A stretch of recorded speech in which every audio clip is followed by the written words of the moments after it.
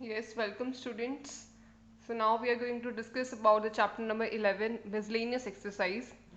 So question number 1 is, show that the line joining the origin to the point this is perpendicular to the line determined by the points this. Okay वो कहते हैं कि एक origin से एक point यहाँ तक एक लाइन ज्वाइन की है. लाइन किस तरीके से ज्वाइन हुई है, जैसे सपोज कीजिए कि इस तरीके से है.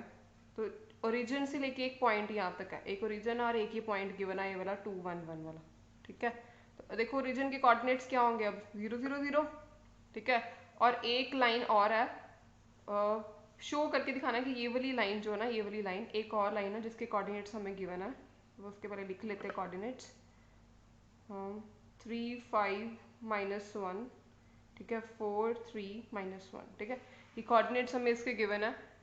तो हमें शो करके दिखाना है कि ये दोनों लाइंस जो हैं, show that the line joining the origin to the point is perpendicular to the line determined by the point is perpendicular. ये दोनों लाइंस क्या है, परपेंडिकुलर है. ठीक है, तो आपने पढ़ा है कि दो लाइंस परपेंडिकुलर होने की कंडीशन हमने अब तक पढ़ चुकी है कि दो लाइंस परपेंडिकुलर कब होती हैं, when a1 a2 plus b1 b2 plus c1 c2 is equals to 0. ठीक है, so this one is the condition for the perpendicularity of the two lines. ठीक है, where a1 a2 b1 b2 are the direction cosines, direction ratios of the two lines. ठीक है, इनके direction ratios given होते हैं. तो अभी मैं इसका नाम रख लेती हूँ. ये देखो, ये ए बी लाइन है सपोज कर लीजिए, and this line is the C D. ठीक, अब अगर इसके मुझे गिवन है, इसके दो पॉइंट्स गिवन है, इस लाइन के डायरेक्शन को साइंस क्या होंगे, डायरेक्शन रेशियोज क्या होंगे, सॉरी डायरेक्शन रेशियोज क्या होंगे. डायरेक्शन रेशियोज हमने पढ़ी है कि अगर एक लाइन के दो कोऑर्डिनेट्स हमें गिवन है तो उनकी डायरेक्शन रेशियोज जो है क्या होती है, उनका जो डिफरेंस होता है ना, कोऑर्डिनेट्स का डिफरेंस, वही क्या देते हैं, उसके डायरेक्शन रेशियोज देते हैं. तो डायरेक्शन रेशियो, इनका डिफरेंस क्या आएगा, मैं सबसे पहले लिखने लगी हूँ कि direction ratios of line A B, इनके पॉइंट्स का डिफरेंस जो होता है ना, वो क्या होता है, इसकी डायरेक्शन रेशियोज होती है. तो direction ratios of A B क्या आएंगी, 2 - 0. ठीक है, इधर 1 - 0, इधर 1 - 0. ठीक है, इस तरीके से क्या आ जाएगा, 2 1 1 एंड 1. इसकी तो यही आ गई. आगे direction ratios of C D क्या होंगी, इसके कोऑर्डिनेट्स को आप कीजिए माइनस जरा, क्या आएगा यहाँ पे, 4 - 3. ठीक है, next one is the 3 - 5 and next one is the -1 +1 हो जाएगा ना ये वाला.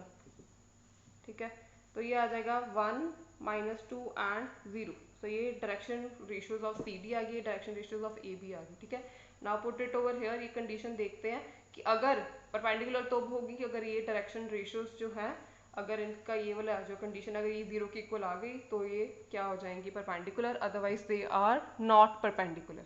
Okay, so let's do this. a1 ये है, ये देखो ये a1 b1 और c1 है, ये क्या है a2 b2 और c2. ठीक है, अब इसको प्रोडक्ट कर लो ये वाली कंडीशन लगा के, 2 × 1 प्लस ये वाला 1 - 2 प्लस 1 एंड 0. ठीक है, 2 - 2 + 0, ये आ गया 0. तो hence we can say that these two lines A B and C D are perpendicular. In this way we can conclude that these two lines are perpendicular. Okay, next question, second question. We are going to do this. If L1 M1 N1 and L2 M2 N2 ये direction cosines given है दो lines के, एक line है L1, एक line मैंने ले लेती हूँ L1, कैपिटल L1, ये लाइन है L2, are the two mutually perpendicular lines, दो म्यूचुअली परपेंडिकुलर लाइंस हैं. ठीक है, जिनके डायरेक्शन को साइंस गिवन है, ये एक लाइन के गिवन है L1 M1 N1 L2 M2 N2 are the two mutually perpendicular lines, जिनके डायरेक्शन को साइंस गिवन है. Show that the direction cosines of the line perpendicular to both are. ये देखो तीन lines की बात की गई है, मैं आपको बताती हूँ किस तरीके से है. उन्होंने कहा है कि हमारे पास ना दो लाइंस, ये मान लीजिए L1 और L2 है. इस लाइन का जो डायरेक्शन को साइंस गिवन है, मान लीजिए वो L1 M1 और N1 है. इस लाइन के जो डायरेक्शन को साइंस है ना, मान लीजिए वो ये है L2 M2 एंड N2. ठीक है, वो कहते हैं कि एक ऐसी लाइन के डायरेक्शन को साइंस निकाल के बताइए जो इन दोनों लाइन के परपेंडिकुलर हो। ठीक है, तो जैसे कि अगर मैं ये प्लेन ले लूँ, अगर मैं ये प्लेन की बात करूँ, एक्सिस की बात करूँ, X Y and Z axis की बात करूँ, अगर मैं इसको लाइंस ले लूँ, ठीक है ना, तो अगर इसको L3 ले लूँ, ठीक है, ये L3 जो है इसके भी परपेंडिकुलर है, अब इसके भी परपेंडिकुलर है। आपको पता है कि ये जो एक्सिस वाला हम बनाते हैं ना कोऑर्डिनेट एक्सिस, एक दूसरे के परपेंडिकुलर म्यूचुअली परपेंडिकुलर होता है। ठीक है, तो इन दोनों के कोऑर्डिनेट्स मुझे गिवन है, मुझे कोऑर्डिनेट्स निकालने हैं, कोऑर्डिनेट्स नहीं, इन दोनों के डायरेक्शन को साइंस गिवन है, मुझे डायरेक्शन को साइन निकालने हैं L3 के, जो कि इन दोनों लाइंस के क्या है, परपेंडिकुलर है। ठीक है, तो वो किस तरीके से निकालेंगे, सबसे पहले मैं लिख लेती हूँ कि L1 के डायरेक्शन को साइंस L1 M1 N1, ठीक है, L2 के हैं L2 M2 एंड N2। अब बच्चे आपको पता है कि अगर मान लीजिए मैं इसको L1 जो है ना, इसको अगर मैं वेक्टर में ले लूँ, तो मान लूँ मैं कहूँ कि ये एक यूनिट वेक्टर है A कैप, ठीक है, और उसको मैं वेक्टर की फॉर्म में लिख लूँ कि L1 I cap plus M1 J cap plus N1 K cap, और इसका जो है ना ये वाला डायरेक्शन को साइंस मुझे गिवन है, तो मैं इसका एक यूनिट वेक्टर की फॉर्म है, अगर मैं इसको लिख लूँ कि ये B कैप है, इसको मैं लिख सकती हूँ L2 I cap plus M2 J cap plus N2 K cap, इसको मैं इस तरीके से लिख सकती हूँ। अगर मैं कहूँ कि लेट इट भी, यहाँ पे एक C कैप है और एक अदर यूनिट वेक्टर है, ठीक है, तो अब मुझे उसके डायरेक्शन को साइन से निकालने हैं C कैप के। ठीक है, आपने एक कंडीशन पढ़ी हुई है जब हमने क्रॉस प्रोडक्ट किया था, क्रॉस प्रोडक्ट में हमने क्या किया था कि अगर आपको दो वेक्टर्स को गिवन हो, ठीक है, तीसरे वेक्टर की डायरेक्शन, ठीक है, वो क्या होगी, कौन से डायरेक्शन में होगी, मतलब अगर हमने इन दोनों वेक्टर्स का एक यूनिट वेक्टर निकालना हो तो वो क्या होता है, अपवर्ड डायरेक्शन में होता है। जैसे मैंने आपको बोला था कि एक वेक्टर की कंडीशन में एक वेक्टर की साइड पे आपने अपना हाथ रखना, कर्लिंग फिंगर्स जो है आपने दूसरे वेक्टर की फॉर्म में लगानी है। ठीक है, तो अगर मैं कहूँ कि एक वेक्टर ऐसे लिया और बी कैप जो है इस डायरेक्शन में है, तो सी कैप की डायरेक्शन कहाँ पे आ रही है, अपवर्ड आ रही है। ठीक है, अपवर्ड यानी कि इस डायरेक्शन में आ रही है। ठीक है, तो वो अपवर्ड डायरेक्शन या अपवर्ड वाला यूनिट वेक्टर होता है, वो किस तरीके से निकालते थे हम इसका क्रॉस प्रोडक्ट निकालते थे। क्रॉस प्रोडक्ट की हेल्प के साथ आप एक अनदर यूनिट वेक्टर के डायरेक्शन कोसाइंस को फाइंड आउट कर सकते हो। जैसे कि हम एन कैप निकालते हैं ना, जिसकी डायरेक्शन अपवर्ड्स होती थी, वैसे ही हमने एक और यूनिट वेक्टर जिसका नाम है सी कैप, उसके डायरेक्शन कोसाइंस को फाइंड आउट करना। तो सिंपली मैं कह सकती हूँ कि L3 के जो डायरेक्शन कोसाइंस है वो कैसे आएंगे, अगर मैं ए कैप और बी कैप का क्या निकालूंगी, क्रॉस प्रोडक्ट निकालूंगी, और इनके क्रॉस प्रोडक्ट की डायरेक्शन क्या होगी, सी कैप के जो है सी कैप के डायरेक्शन कोसाइंस के इक्वल होगी। ठीक है, अब देख लो कैसे आएगा ए और बी का क्रॉस प्रोडक्ट। आपको पता है कि डिटर्मिनेंट मेथड की हेल्प के साथ क्रॉस प्रोडक्ट निकालते हैं। इसके देख लो कोऑर्डिनेट, ए के कोऑर्डिनेट, ए के ये वाले direction cosines L1 M1 N1, इसके L2 M2 N2। ठीक है, इसका फाइंड कीजिए डिटर्मिनेंट, ये किया M1 N2 minus N1 M2 minus J, ठीक है, L1 N2 minus N1 L2 plus K cap, ठीक है, यहाँ पर L1 M2 minus M1 L2। ठीक है, इस तरीके से आ गए ये वाले। तो अब इसके अगर मैं डायरेक्शन को साइंस की बात करूँ तो देखिए डायरेक्शन को साइंस अब मेरे पास क्या आएंगे, इसके L3 के डायरेक्शन को साइंस, ये देखो फर्स्ट वाला ये क्या हो गया मेरे पास L3, ठीक है ना, ये क्या हो गया मेरे पास M3, और ये क्या हो गया इसका N3। अब देखो ये माइनस है, हमने माइनस को सॉल्व करके हम इसका लिखेंगे, L3 की वैल्यू क्या आ गई M1 N2 minus N1 M2, ठीक है, और M3 की बेटा ये माइनस को हमने एडजस्ट कर लेना, माइनस के साथ ये पॉजिटिव वाला आगे लिख लो पहले, N1 L2 minus N2 L1, और ये वाली वैल्यू क्या आ गई N3 की, ये वाली ये ऑलरेडी यहाँ पे, तो यही बेटा शो करना था हमने, देखो यहाँ पे।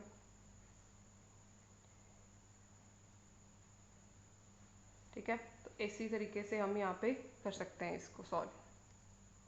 Next is equation number 3. Find the angle between the lines whose direction ratios are ABC and B minus C, C minus A minus B is given by. अच्छा देखो दो लाइंस के डायरेक्शन रेशियोज गिवन है, इनके बीच का angle we know that क्या formula होता है cos theta equal to A1 A2 plus B1 B2 plus C1 C2 upon under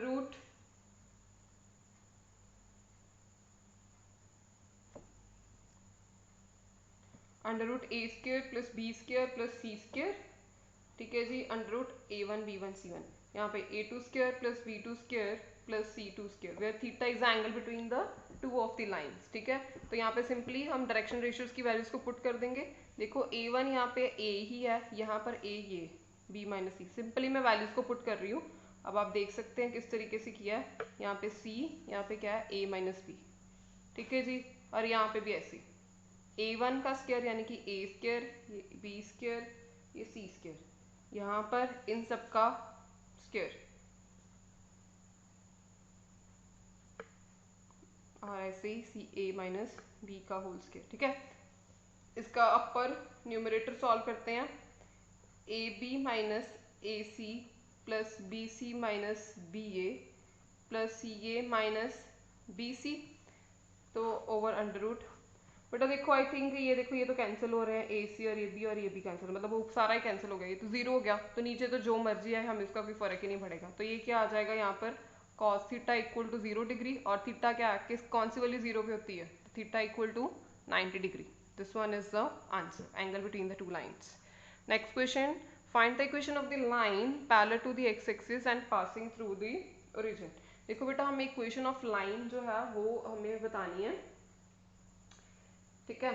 तो अभी हाँ जी, नेक्स्ट बेटा हमने निकालनी है, find the equation of the line which is parallel to X axis and passing through the origin.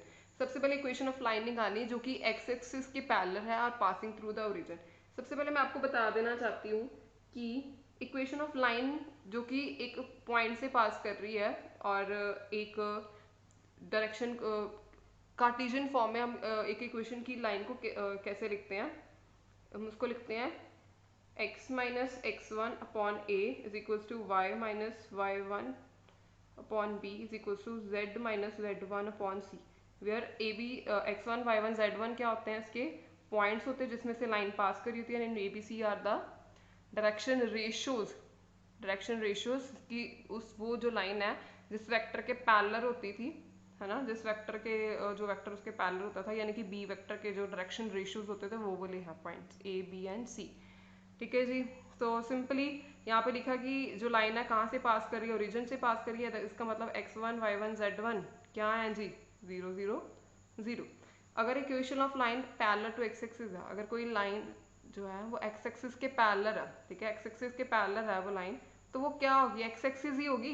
देखो भाई x axis itself, ठीक है, a line parallel to X axis, X axis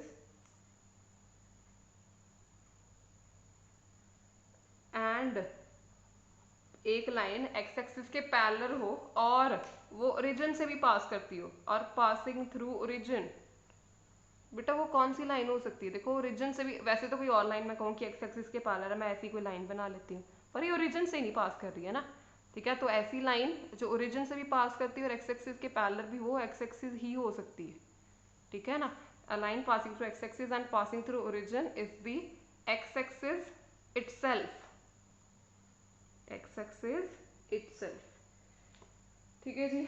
so मैं एक पॉइंट अज्यूम कर लेती हूँ कि एक ए पॉइंट है जो मैंने एक्स एक्सिस के ऊपर अज्यूम कर लिया, इसके कोऑर्डिनेट्स मैंने ये ले लिए कि ये जो डिस्टेंस है वो ए है, ठीक है ना, यहाँ पे। अभी मुझे इसके डायरेक्शन रेशियोज चाहिए जो मैंने लाइन के फाइंड करने, बिकॉज मुझे पता तो लगे कि पॉइंट किससे पास कर रहा है, मुझे ये ए बी और सी चाहिए सिर्फ यहाँ पे, ठीक है। अभी मैं क्या करूँगी, तो direction ratios of O A R, देखो बेटा direction ratios of O A कैसे फाइंड होगी, यहाँ पे इसके कोऑर्डिनेट है 0 0 0।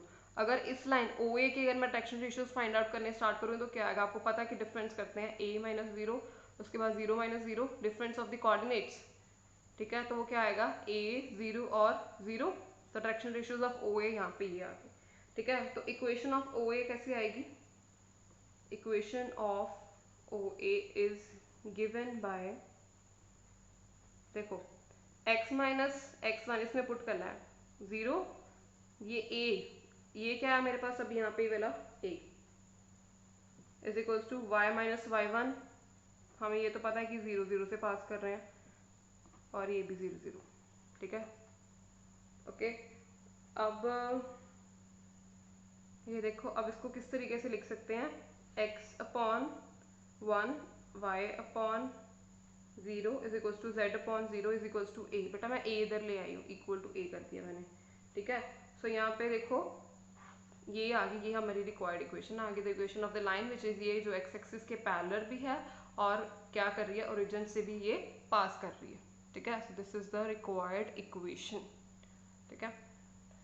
So I hope that you will do the similar question based on these examples.